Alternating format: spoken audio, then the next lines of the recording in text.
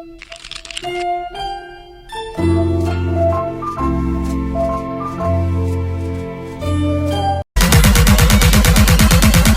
to the Base Face Network.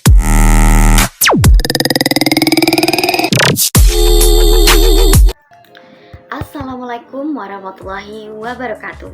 Kembali lagi di channel saya. Jadi teman-teman, di sini saya akan menjelaskan mengenai materi bunyi dan irama. Disimak baik-baik ya teman-teman. Kita masuk ke pengertian bunyi dalam puisi. Bunyi dalam puisi adalah salah satu elemen utama yang memberikan keindahan dan kekuatan pada sebuah karya. Bunyi dalam konteks puisi tidak hanya merujuk pada suara yang dihasilkan oleh kata-kata, tetapi juga pada efek yang timbul dari susunan kata-kata, baik secara fonetik maupun ritmis. Unsur bunyi berperan penting dalam menciptakan suasana, menegaskan makna, dan menambah nilai estetika sebuah puisi.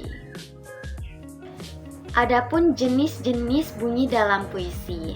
Dalam puisi terdapat beberapa jenis bunyi yang sering digunakan oleh penyair untuk menciptakan efek estetik dan mendukung makna puisi. Berikut ada 4 bunyi dalam puisi, yaitu asosiasi, aliterasi, rima, dan onomatope. Pengertian irama dalam puisi. Irama dalam puisi dapat didefinisikan sebagai pola ritmes yang tercipta dari pengulangan bunyi, kata, atau frasa dalam puisi. Irama ini memberikan kekuatan dan kehidupan pada puisi, seolah-olah puisi itu sendiri bernyanyi atau berdansa. Beberapa unsur pembentuk irama, ada ritmes, yaitu pola atau susunan bunyi yang berulang secara teratur. Rimba juga pengulangan bunyi akhir pada beberapa kenyataan dalam puisi. Fungsi bunyi dan irama dalam puisi. Untuk fungsi bunyi, yang pertama itu memperdalam ucapan, kemudian menimbulkan rasa, ketiga menimbulkan bayangan dengan yang jelas, kemudian menimbulkan suasana yang khusus, dan terakhir sebagai hiasan. Kemudian fungsi irama. Irama ini mempunyai 2 fungsi. Yang pertama itu menjadikan puisi ini lebih baik dan mengikat atau lebih indah lah. Kemudian membantu memperkuat makna puisi. Kemudian analisis bunyi pada puisi. Puisi ini yang dianalisis adalah Hujan di Bulan Juni, karya Sapardi Djoko Damono. Untuk aliterasinya, aliterasi ini muncul melalui pengulangan bunyi konsonan yang sama di awal kata, seperti pertama yaitu dirahasiakan rintik rindunya. Ini bunyi konsonannya R. Kemudian dihapusnya jejak kakinya. Ini bunyi konsonannya I dan K. Kemudian dibiarkan yang tok terucapkan. Bunyi konsonan ini B dan T. Kemudian ada asonasi, yaitu asonasi ini pengulangan bunyi vokal terdapat atau terlihat dari pengulangan bunyi vokal yang sama dalam kata-kata yang berdekatan, seperti tak ada yang lebih tabah, ini bunyi vokalnya A, dan dirahasiakannya rintik rindunya, ini bunyi vokal I dan U. Kemudian analisis bunyi dari rima ini.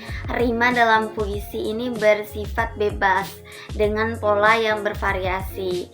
Ada A, I, A, U, ada A, I, A, O, atau I, I, A, U.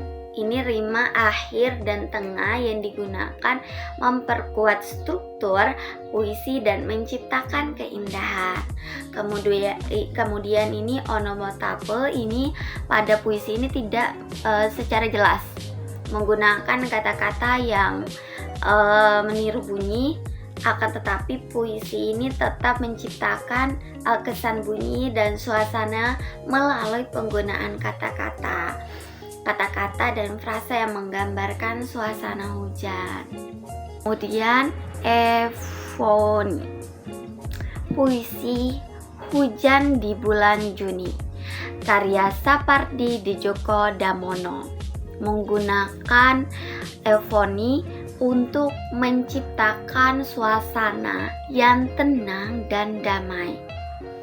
Sapardi menggunakan bunyi vokal A dan U yang dominan serta konsonannya lembut untuk menciptakan alunan yang tenang dan harmonis. Kemudian kakafoni, puisi Hujan di Bulan Juni tidak menggunakan kakafoni dalam bentuk yang jelas, tetapi ada beberapa elemen kontraks dan ketegangan emosial yang bisa diinterpretasikan sebagai bentuk kakafoni. Secara implis, seperti elemen-elemen ini meskipun halus berkontribusi pada kedalamannya emosi puisi tanpa mengganggu keindahan bunyi yang dominan karya gitu. Nah, ini saja nih penjelasan saya mengenai bunyi dan irama. Semoga apa yang bisa saya jelaskan ini bisa bermanfaat dan bisa dipahami untuk teman-teman. Sekian dari video saya. Wassalamualaikum warahmatullahi wabarakatuh.